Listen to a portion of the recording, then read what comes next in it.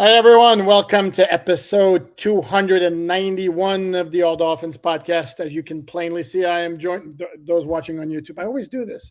Those watching on YouTube, for those listening on the audio podcast, I am pleased to be joined by my buddy, longtime Dolphins writer, longtime South Florida sports reporter, now been there for a while with the South Florida Sun-Sentinel, Chris Perkins. What up, Perk?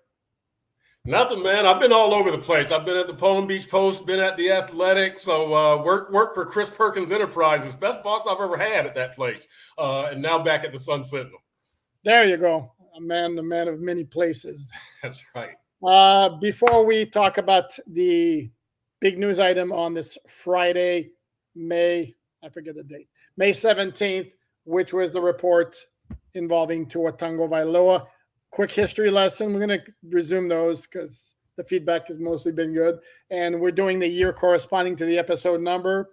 So in this case, 1991, because it's episode 291, right, which came in the aftermath of the Dolphins having a very, very good 12-4 season in 90, where the defense out of nowhere emerged. Well, the defense went back to being meh in 1991, starting with a 35-31 loss at Buffalo in the opener when the Dolphins gave up almost 600 yards. Up and down season, Dolphins wound up being 8-8. They had a chance to make the playoffs, faced the New York Jets in the season finale in Miami. And as I recall, it was a Sunday night, and the Dolphins lost 23-20 in overtime on a Raul Allegre field goal. There's a name from I remember him. Yeah, there you go. And I remember, this was at the time where we still were allowed on the field in the final 6 minutes of the game, and place that was dead at the time. I don't remember the name, but Hard Rock Stadium, whatever it was called at the time, yep. When Allegri kicked that field goal, it was like, wah, wah. I mean, bad. But it was not a very good season, but they would rebound in 1992, as we'll discuss in the next episode. All right. Where were you in 1991, Chris Perkins? I was in Dallas. I had just started working at the Dallas Morning News, covering high schools down there. I guess let's see, Dallas Carter and Jesse Armstead were coming off their state championship in '90, I believe, or were they '88? Something like that. But that's around the time it was. Okay, I do remember Jesse Armstead. I remember it was like a massive recruit for UM when they got him. Yep. Never did pan out to have a great NFL career though. Right. Yes, he started off okay, and then he got a knee injury, as I recall, and was never the same after that.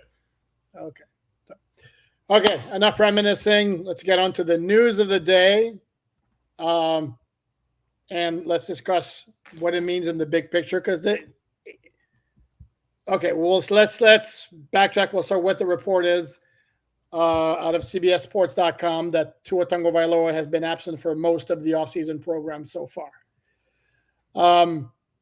Now, let's understand that it's voluntary. And when I say voluntary, I'm going to do the old air quotes here because right. It's one of those where it's frowned upon if you're not there. Technically, though, teams have no legal recourse to make players attend. They cannot be fined for that.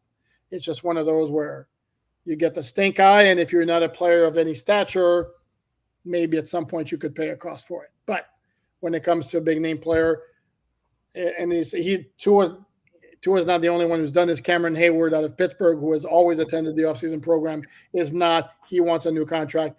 And it's the same deal with Tua. We all know he's heading into the fifth-year option at $23.2 million. He just saw Jared Goff get a bag earlier this week, and he is like, I want me some of that. Right, Perk? I love this. I absolutely love this because it's Tua drama. So, Poop, here's the thing. What does this mean? We don't know yet. That's the worst answer you can give. The absolute worst answer you can give, but it's the truth. But here are some of the possibilities that maybe this is a contract thing and Tua is making a statement. Maybe this is that Tua kind of trusts his people a little bit more than the Dolphins people, that he likes working with his people. He prefers to work with his people. Or maybe this is just a thing of where Tua is just he's not really pissed off over the contract, but he's kind of following his agents or his counsel's advice into kind of show them that, you will take action if necessary. Maybe that would include a hold in training camp where you report so that you can't be fined, but you don't participate. We don't know what this means, but there are some very, very juicy possibilities here. Here's the thing, Poop, it means something, right? We don't know what, but it means something. Yeah, I'm guessing maybe, and this is pure spitballing, that they came from his representation saying, you got to make some sort of a stand just to show you're serious about wanting the contract extension. And this is going to be tricky in terms of the dollar amount, because again, and the Detroit Lions did not do the Dolphins any favors with the contract they gave, which is $170 million guaranteed, $53 million average if he sees the length of the 4 years for $212. And then there was a report from our buddy Marcel of ESPN suggesting the Dolphins very much are interested in including bonus money to get Tua to where he wants to go financially, which I'm sure Tua's representation is going to push back against. They want that because players, spoiler alert, players want the guaranteed money, regardless. Those bonuses and the incentives are all great and all that, but they prefer the hard cash coming in. And again, here's the thing. In the grand scheme of things, in terms of affecting the Dolphins, it means nothing if the situation gets resolved amicably in July or even August. Where it could become an issue is if Tua decides to do, as you mentioned, the hold in for a decent chunk of training camp. It's not ideal. But again, he's worked for 2 years with Tyreek and Waddle, for example, and Durham Smythe and Braxton Berrios last year, River Kirkcraft for 2 years. Do we really think if it's a very limited training camp period that he works with them, that all of a sudden the regular season is going to show up and the timing's all going to be messed up and everything? Not really. But again, this could lead to something else. And the key part here where we're going to be coming to is next week, because if you remember at the Luau with Tua, the Luau with Tua. They got to rename it. The Luau with Tua. There you go. He has said, I'm not stressing out, basically. I'm paraphrasing, and I'm looking forward to being there with my teammates at OTAs. He didn't say the offseason program. He said OTAs, and the OTAs start next week. We will be on hand. We are allowed to watch one OTA each of the following 2 weeks, and so we'll be on hand one day next week. We will see if he's there. He has been there at times because we've seen the Dolphin social media videos on reporting day for the offseason program. He was there. And we've also seen the clips of him throwing the ball to receivers. So I think next week would be even more telling if when we're there, he's not there. Right. And Poop, let me because we're speculating and that's kind of our job is to speculate, but keep it within the realm of reality. I think that it's a bigger problem to me if Tua is doing this because he trusts his people more than the Dolphins people. If this is a business / contract thing, I'm good with that. If this is, you guys had me put on all that weight last year and now I'm losing the weight and I'm changing my throwing motion and I'm better off working with my people. I trust my people. I think that's a bigger issue if that's the case than business, than contract, then I'm making a statement about my contract, because that would be kind of a fundamental fracture, right, in how he's being handled and a bigger disagreement to me than a business disagreement. Oh, no, I agree with you. And again, this is speculating. I would be tempted to think it's more of a contract deal. Yeah. And again, here's the thing is as we get closer and closer to the start of the regular season, Chris Greer kind of like set the stage early in the offseason where along with all the flowers he's throwing Tua's way, he's our quarterback of the future. We're excited for him getting better and all that, and we want him around. He also said a couple of times, this is going to be complicated. This is going to take some time, which kind of to me like got my antennas up a little bit, because if you're proclaiming that you're all in with the guy, then working out the financial numbers, while I understand it's complicated because it's big money involved, but that to put it out there that it's going to be complicated kind of suggests to me that yes, we love you too and all that, but we love you at our price. Correct. I agree 100%. And here's the deal. What is the issue? What is the breaking point here? What's the hang up? And is it that the Dolphins are trying to tie some money into appearances or performance? Is that it? Or is it that the total amount, that now that they see what Jared Goff got to his representatives, I'm talking about, now they want to eclipse that amount. I'll tell you this, Poop, and I wrote this on Sun-Sentinel.com, and I've said this. I think Tua should play this season on his 5th-year option. If I'm the Dolphins, this is my stance, because he hasn't won a playoff game, and I want to see him stay healthy. And the Chris Perkins opinion is that quarterbacks are overpaid, and some team needs to draw a line in the sand. I don't know if that's what the Dolphins are doing here, but if it is, I applaud them. And look, I don't care about the contract's average annual value. That's a Steve Ross issue. I care about the salary cap number, because that's the number that prevents you from building around your quarterback. Daniel Jones, again, he's 47 million cap number. He's taken up 18.4% of the cap, I believe the number is. That's too much, Poop. That's too much. So to me, the Dolphins need to keep Tua's cap number probably around that 40 million range. I don't know how you realistically get that done. It's Tua's got to kind of give a hometown discount probably, or else Brandon Shore has got to get really creative on his financial gymnastics. But to me, you've got to keep Tua's cap number down to a very manageable place to where you can build around him and get the necessary talent to win a Super Bowl. Yeah, as those who have followed this podcast all along know very well that I completely agree with you on the Dolphins making to a play on the 5th-year option. Couple of points I want to make, though. I will take exception to your issue of quarterbacks overpaid. To me, that's the case when it's an automatic, he's the next guy, so he's got to go to the top. For guys who are like difference maker, guys who elevate their teammates and can, when things are not going right around them, have the ability to lift everybody up and get things done regardless. Those guys I don't think are overpaid, like the Josh Allen, the Patrick Mahomes, the Joe Burrow, those types of players. And I'll just leave it at those 3 for now. This idea of like throwing ridiculous money for other guys, like I thought, for example, Jalen Hurts, I thought got too much money. Jared Goff got too much money. I think they're good quarterbacks who benefit greatly from what's around them. And I think until proven otherwise, that's where I sit with Tua as well. And the other issue is, you mentioned, and I want to clarify this because it came up in the comments yesterday, and I want to be clear about my position on this. It's not about getting a playoff win for me when it comes to Tua. It's about showing more than just once the ability to raise your game against playoff opponents and be part of the solution, not part of the problem.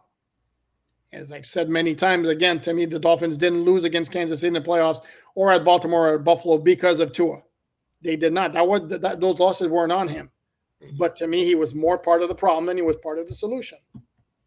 Yeah, I agree with you. And here's my thing on quarterbacks, Poop, is that, this is a very harsh stance, but Patrick Mahomes, I'll pay you. The other guys, you've got flaws. Joe Burrow, Lamar Jackson, Josh Allen. You're excellent quarterbacks, but you aren't as good as Mahomes. You're in the second tier, but I just think that everybody needs so much help, and that's not really acknowledged in the pay scale and publicly. That's kind of acknowledged. It's the whole thing of quarterbacks get too much credit and too much blame. These quarterback salaries and the expectations that you're putting on these quarterbacks is very, very unrealistic. I understand that the salary cap is going up, but again, I don't care about average annual value. I care about percentage of the salary cap you are taking up, because that's what impacts your team's ability to build around you. And look, Joe Burrow hasn't won a Super Bowl. He needs help. Josh Allen, he needs help. Lamar Jackson. I'm going to call time. Timeout. Actually, All right. timeout. We're going to double the timeout with the technical here. Joe Burrow has finished 2 seasons out of the 4, and the other 2 is because of injuries. Those 2 seasons, he reached at least the AFC Championship games, and I will encourage anyone to look at his metrics in clutch situations like fourth quarter trailing. They're off the charts. I mean, like crazy good. So to me, sorry, there are 4 guys who clearly stand out to me, and it's Patrick Mahomes, who's in the league by himself. I'll buy that. Josh Allen, for all of his flaws where he can get very sloppy with the ball.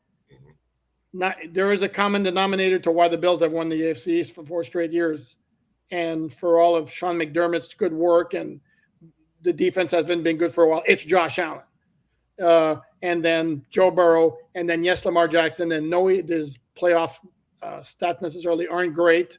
He's also won 2 MVPs in the past, 4 or 5 years. So those are the 4 guys who stand out.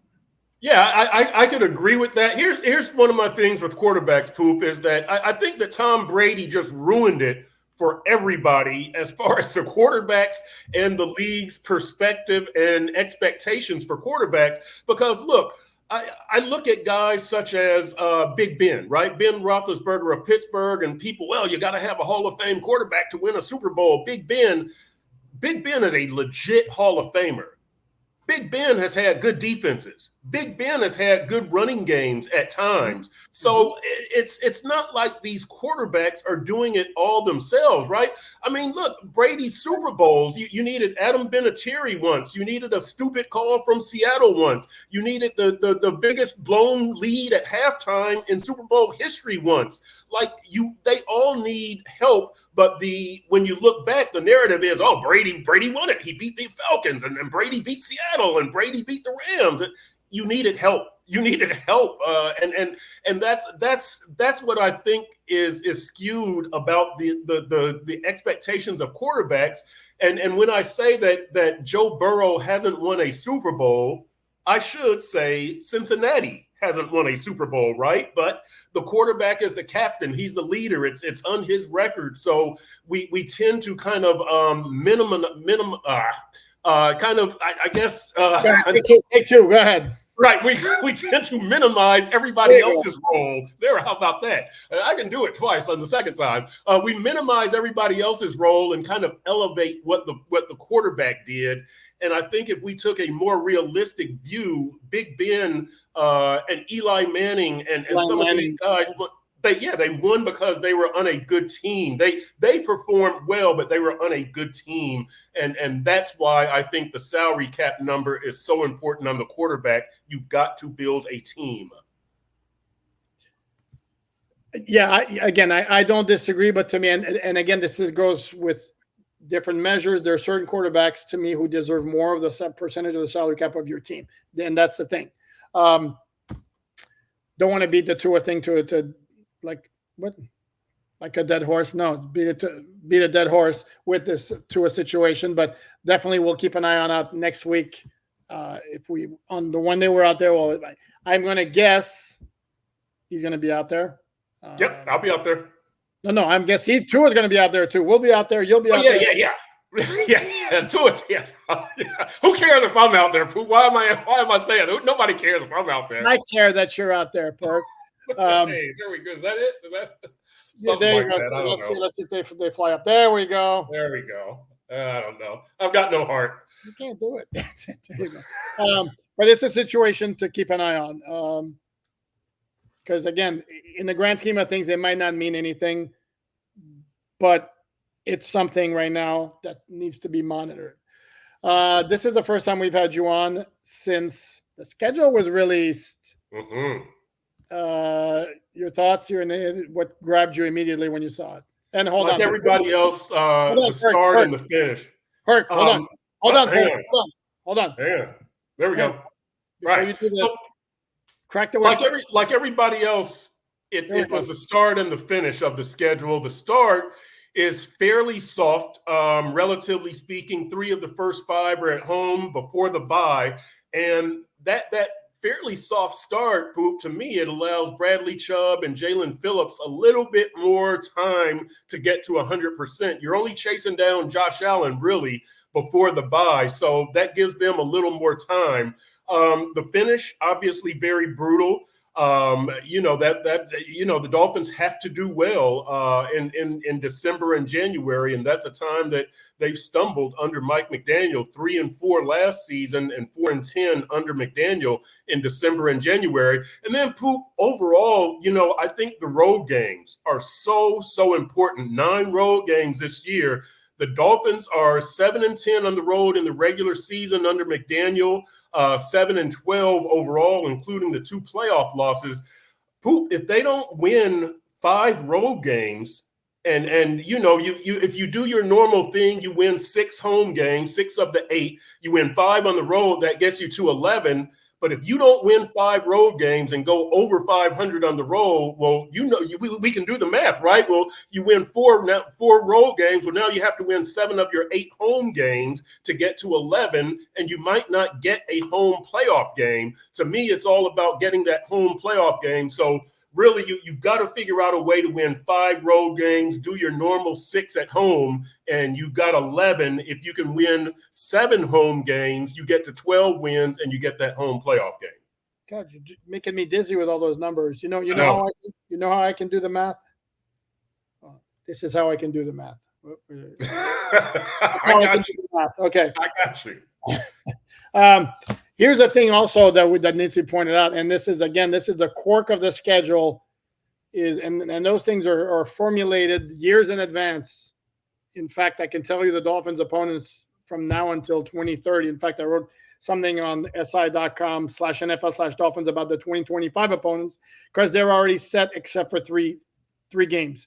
Yeah. Well, it just so happens this year that the luck of the draw is that most of their toughest non-division games happen to be on the road. Mm-hmm. They got Houston on the road. They got Cleveland on the road. Las Vegas, not nearly as good as those teams. That's at home. Arizona, certainly not as good as the Rams or the 49ers. Arizona is at home. They have to play at the Rams. The one game, non-division game against a really, really good team that's in Miami is the San Francisco game. See, I have problems speaking as well. The 49ers game, which will be on December 22nd. As I mentioned, I got called an old fart for it, and I wear it proudly. 5 primetime games for me was like, ugh. And I get it's a badge of respect for the Dolphins, what they've accomplished, the fact that they're a fun team to watch with a fun coach, explosive offense. But I hate those night games. The night games, baby. You gotta love it. Love it. Those you're gonna like freezing your butt off in Cleveland on December 29th. Hey, well, yes, actually I will, because that'll be a nice little, here's the thing, Poop, about those cold weather games is we dip into them for a couple of days and then we come back to paradise. So I actually like them. I'm not out there playing. So there's a big difference. I'm not out there sitting in the stands. I'm in the warm press box with hot cocoa and all that kind of stuff. So it doesn't really bother me, Poop. I like it. But I'll say this, Poop, also, off the top of my head, under Mike McDaniel, pretty much all the road games have been tough. You're playing playoff opponents, right? You're playing Cincinnati. And, this was before Chicago and Detroit got good, but you're going out to San Francisco and you're playing the Chargers. And it's all been tough road games off the top of my head.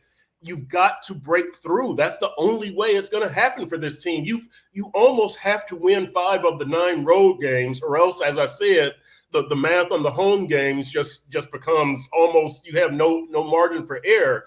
But you've got a home playoff game, and to do that, you've got to win on the road this year. There's really no avoiding it. And yes, it's a brutal road schedule.